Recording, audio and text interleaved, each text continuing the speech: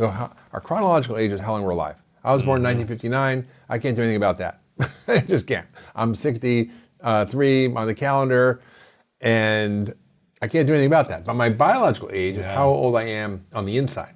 So how do we reverse the biological age while we continue to age chronologically? That's the plan. So I did my biological age, and I at 62, and I was 43. Wow. So biologically, I'm 43.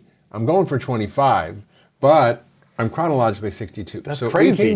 We can get biologically younger as we get chronologically older. And studies have found even in 8 weeks in high intensity dietary interventions, some lifestyle stuff, you can reverse biological age in 8 weeks by 3 years. That's incredible. What's the biggest gap that has been recorded, do you know, in terms of chronological and biological? Well, this is really new because we really only started measuring the epigenetic ages through a biological clock over the last couple of years. Oh my gosh. Because this is really new science.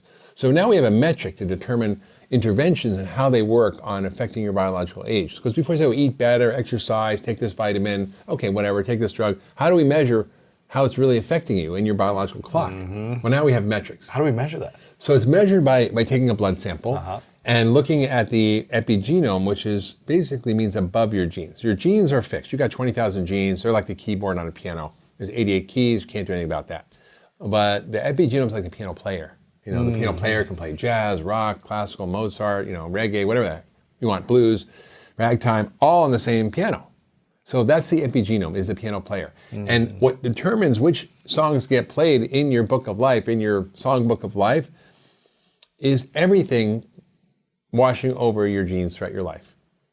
Your thoughts, your relationships, what you eat, your exercise, sleep, how you handle stress, environmental toxins, your microbiome, literally everything is washing over the genes constantly and regulating the epigenome.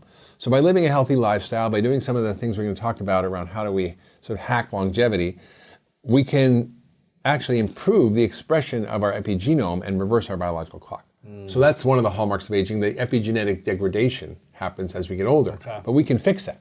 And then there's damage to proteins. So you have proteins that are the communication systems in your body, and it's like having kind of a scratched CD, or I don't know if anybody knows what a CD is anymore. A record, yeah. A record.